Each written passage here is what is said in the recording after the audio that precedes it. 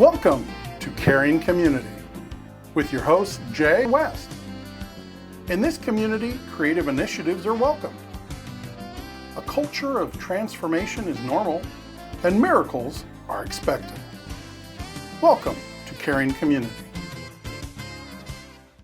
Hi, I'm Jay, and welcome to Caring Community. Today, my special guest is Bill Bowes. Bill, good to see you again. Good to see you. So, Bill and I met through Grief Share. We actually were friends online through Facebook, but hardly ever chatted. I tried many times, and he just wouldn't give me the time of day.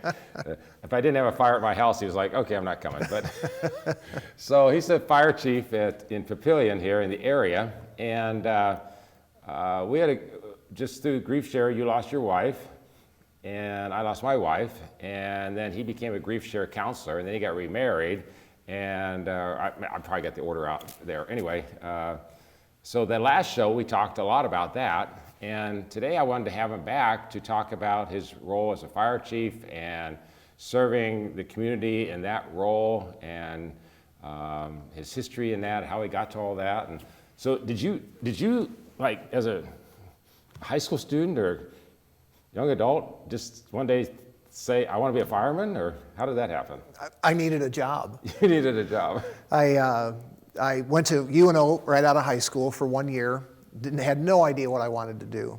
18 years old, not a clue what I wanted to do for a living. My best friend and I decided we'd major in electrical engineering. We had no idea what electrical engineering was, and we took our first intro. What is electrical engineering? I don't know. I didn't get far enough. To this day, you don't know.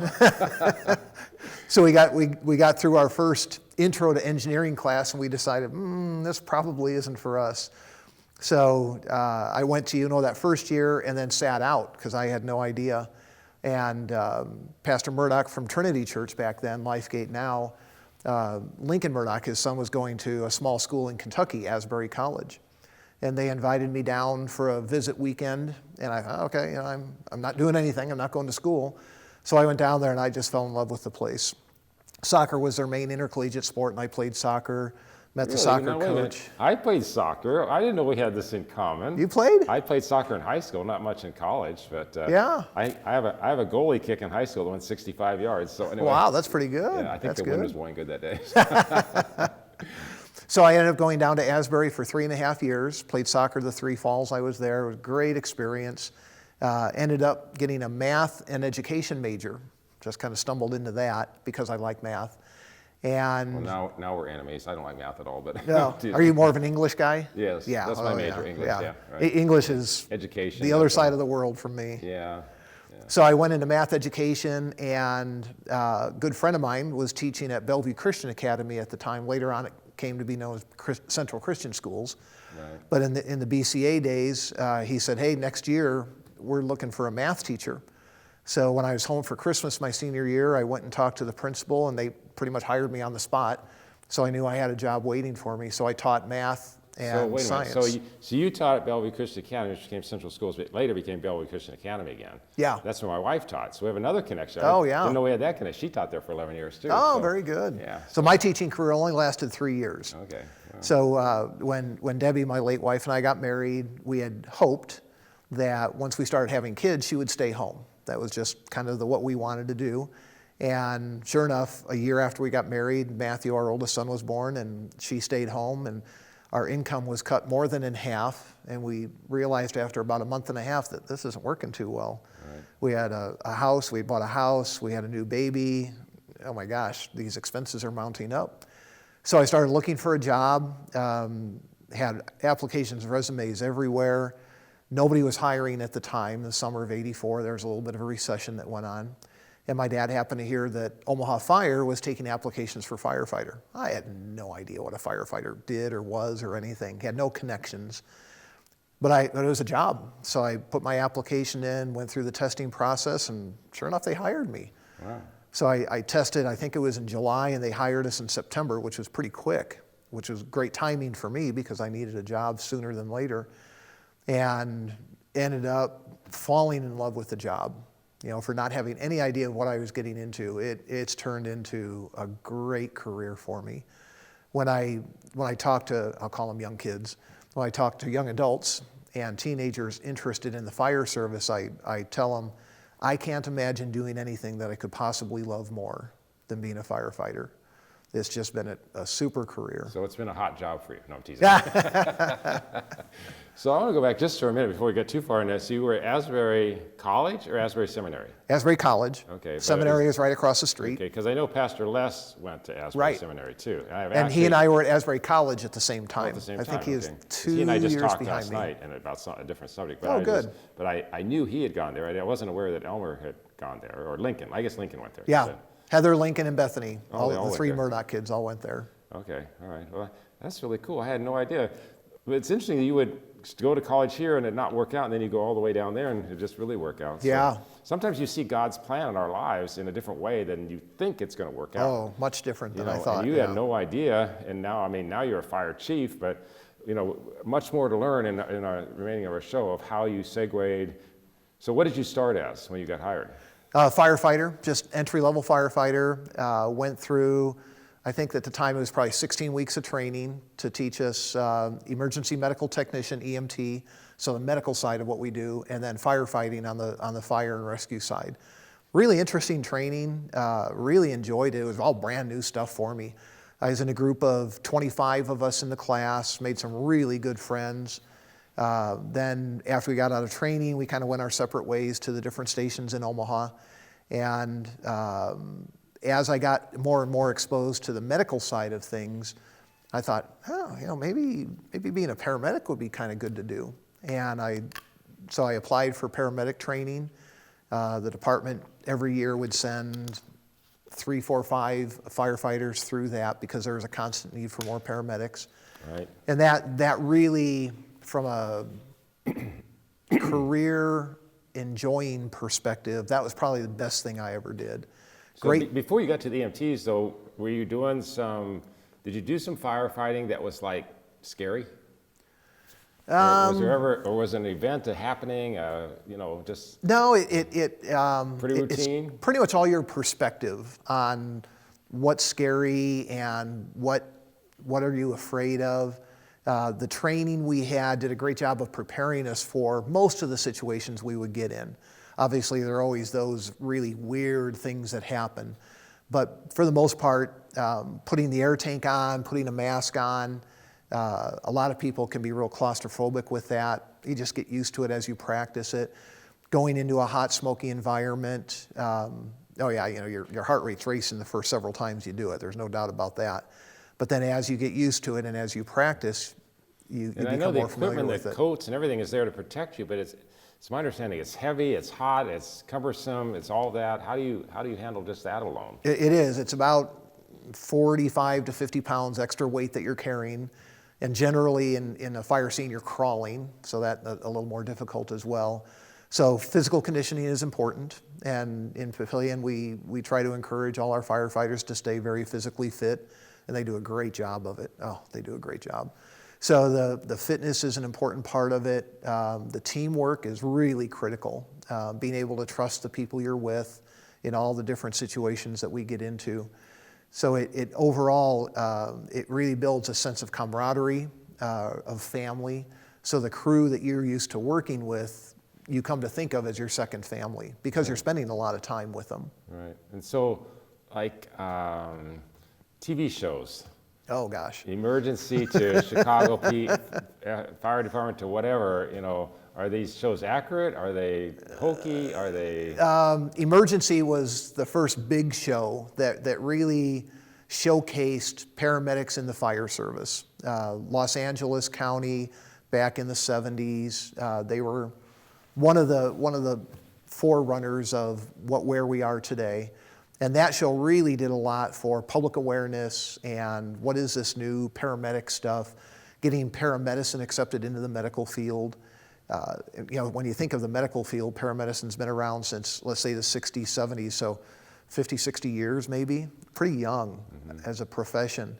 But now it's well accepted. In the doctor's world, there are doctors who go to school to become emergency department doctors. That's a specialty anymore, when years ago it wasn't. So the job has changed to the point where we do 80% of our calls are medical related, and only 20% are fire related. So it's been a really interesting swing and change. And I can't remember, growing up, I can remember things happening, but I can't remember when some change started happening. For instance, my question is, when did the firemen stop riding on the back of the fire truck? That was, so I got hired in Omaha in 1984. Probably from listening to those guys talk, late 70s is when they stopped that practice. It's an unsafe practice. Totally unsafe. And people finally trashmen realized, don't even do it anymore. Yeah. But the trashmen used to ride in the back. You Yep. know, it's like just crazy stuff that we really took is. for granted in those days. And you would see this truck flying down the road, and these guys hanging on for dear life, and it's like, hope they don't let go. So fortunately, that practice ended just before I started. In fact, wearing the air packs with the face piece, so we're breathing clean air in a fire. Even when I started in '84, there were still some old timers that would go into fires without that, because that was just how they were brought up. That's what they were used to. They thought, you don't need that air pack. Well, a lot of them ended up dying of different cancers because of all the things they were exposed to. So we're trying to make the job safer for us in the long run. Did you ever come across, I don't know, I don't even know what to ask, because we don't prescript any questions, but like a car accident, something that's just like really grossed you out, or or death. How do you handle death? People dying on the freeway, or the one that impacted me the most, and that led to a number of other things in my career as well. 1991-92, nice spring day, Sunday afternoon. I was assigned at the downtown Omaha fire station. And usually Sunday afternoons downtown are pretty quiet because all the workers aren't there downtown. So it's a smaller population. There was a car accident at 27th and Douglas at the time. Channel 7 had their studios right there on that corner. It's 35 miles an hour, maybe 25 miles an hour intersection, so not a high-speed intersection. So we got the call for a car accident. We're thinking, pretty typical, two cars, they bumped into each other. Somebody's going to have neck and back pain. It's probably the worst of what we were expecting. So I was on the ambulance that day, and we have an ambulance and a fire truck that go to calls like that. And we in the ambulance, my driver and I, got there first and saw one car here, another car, not quite half a block up. Obviously the cars that were in the collision. This car had front end damage. We noticed as we pulled up, this car had damage on the back passenger door. And as we pulled up, this man came up, opened my door, grabbed my arm and said, "You got to help my son." And right outside the car was a little 3-year-old boy who was dead. He was right at the point of impact of the collision. Threw us off because we were expecting minor damage, and now we've got this 3-year-old. Not only that, but there were a total of 6 people in the small car that got hurt, plus 2 people in the other car that it ended up running a red light and causing the accident. So we had 8 patients to take care of with just 2 of us on the ambulance and 4 on the fire truck. So we were outnumbered, which is always a bad thing. So I zeroed in on the child, which really I shouldn't have done, but I just didn't think the way I should have. I zeroed in on him. Fortunately, the captain on the fire truck recognized the scene and started calling for additional help, because it turned out we had not only the child who had passed away from the injuries, but we had 2 other people who were critically injured inside that car. So more ambulances were on the way. We did CPR on the little boy. At the time, St. Joe's Hospital was still open. Took him over to St. Joe's, and he ended up passing away as we kind of expected, because in a traumatic injury like that, people in general, and certainly kids, don't do too well. So that, it had a tremendous impact on all of us at the scene. And when we got back to the fire station, there was this relatively new program. In fact, it had come to the state of Nebraska in the late 80s, so it's only a few years old, called Critical Incident Stress Management. And what it involved was mental health professionals teaming up with peer support from the fire service, coming to the fire station to talk to you about what did you just see and do. And much along the lines of grief share, the more you can talk about your trauma, in our case, it's the loss of our wives. In that case, it was the loss of the child and the overwhelmingness, if that's a word, of the scene. All the firefighters in the room that were involved in that scene talked about what they saw, what they did, what they thought, what they felt. Not in an organized manner. It was just, here's what I saw and I did, and somebody else would jump in and say, "Oh man, I didn't even see that. Here's what I was doing." Right.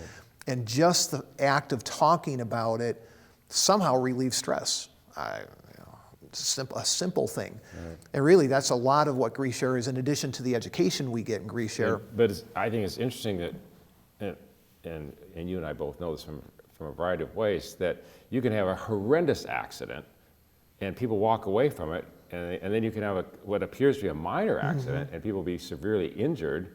And part of that's maybe because they weren't wearing their seatbelts or whatever, but it's just interesting because Diane and Jason and I, a number of years ago, were T-boned on 13th Street and Martha, and a car came down the hill and kind of got going in some ice and T-boned us and hit Diane and Jason.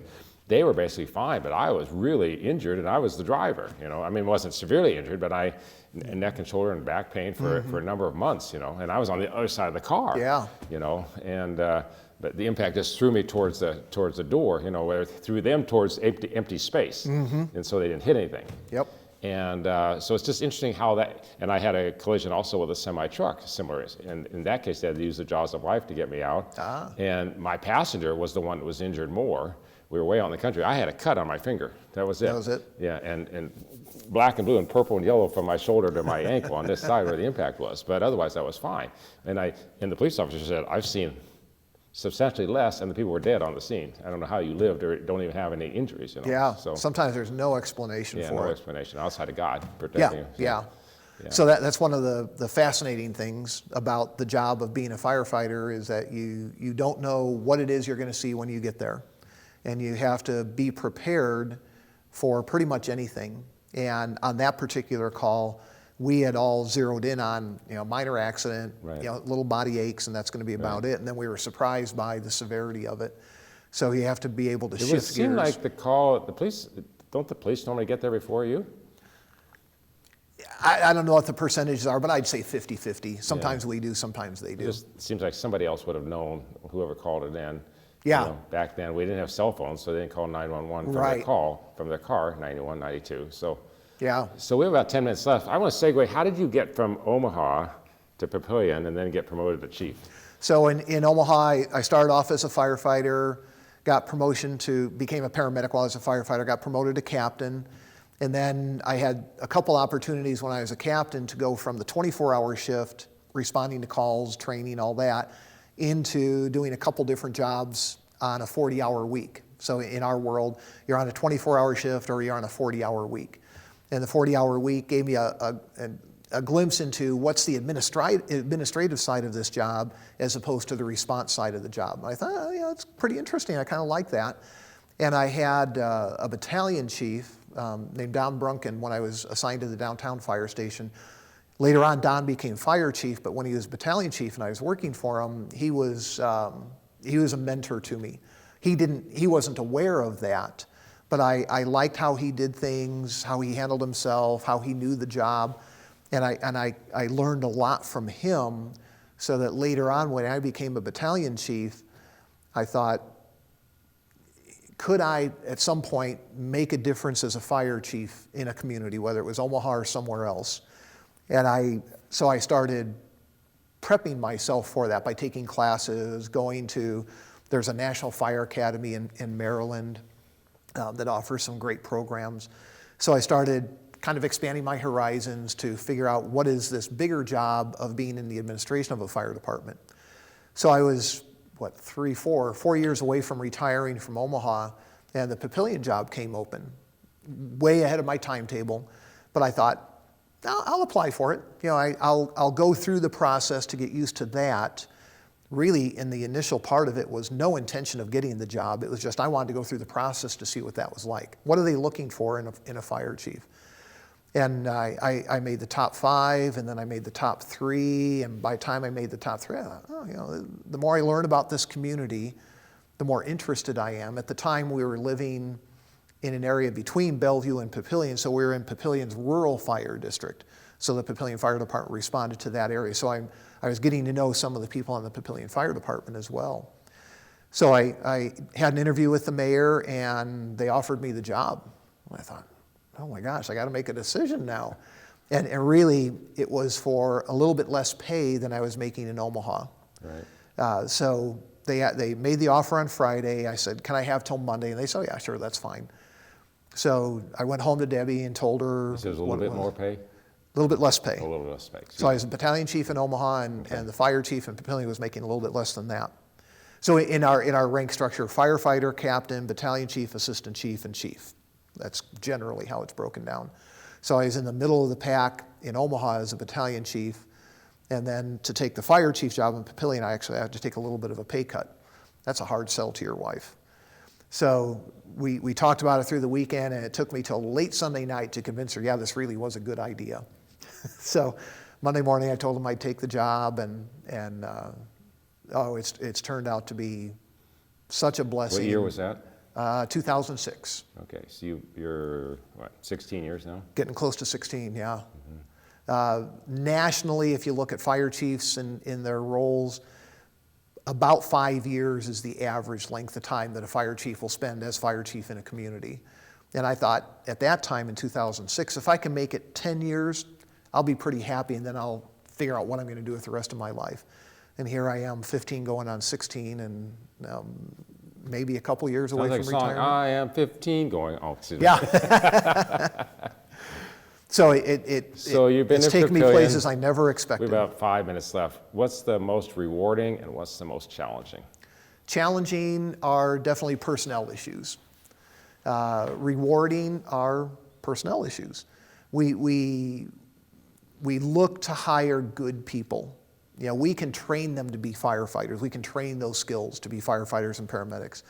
But if you are a good person at heart, then you're going to do a good job. And that's the type of person that we look for in Papillion. We're very conscious of trying to find those really good people. And by good people, there's a book by Patrick Lencioni, The Ideal Team Player. Somebody who's humble, hungry, and smart. Those are the things that I look for. For years, I hired people knowing the type of person I wanted to hire. But after I read Patrick's book, I thought, okay, now I've got words to put to it: humble, hungry, and smart.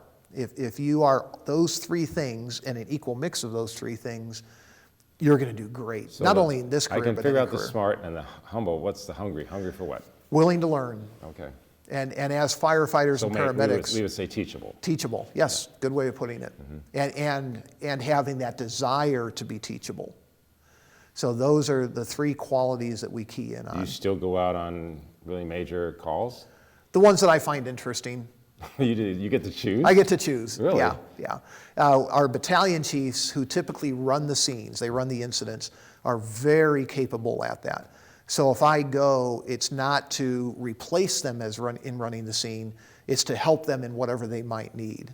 Okay. Now our department being, officially it's probably a medium-sized department, but it's on the smaller end of that. If we have a structure fire, all our resources are tied up in that. So if another call comes in, we're going to have to ask another department to handle that for us. Right. But you have a lot of that in our area. Yes. Yeah. I live in Bellevue, and I've seen other fire departments even show up for major blazes and stuff. You know, so. Yeah. And we've got great cooperation among all the fire departments in the Omaha metro area. We call it mutual aid. But if you go out to a scene, you don't wear what you're wearing now. Do you wear the gear that everybody else is wearing? I've got my gear. Yeah. You've got your own gear. Yeah. You obviously got your own car. I've seen that, so it's pretty cool. I'll tell you that. So you just got a new one. It's really nice. So they could downgrade your car and upgrade your salary, right? Well, yeah, true. Should I mention that to Mayor Black? Nah, teasing. If you're watching, we're teasing. So we got like 2 or 3 minutes left. What do you want to share?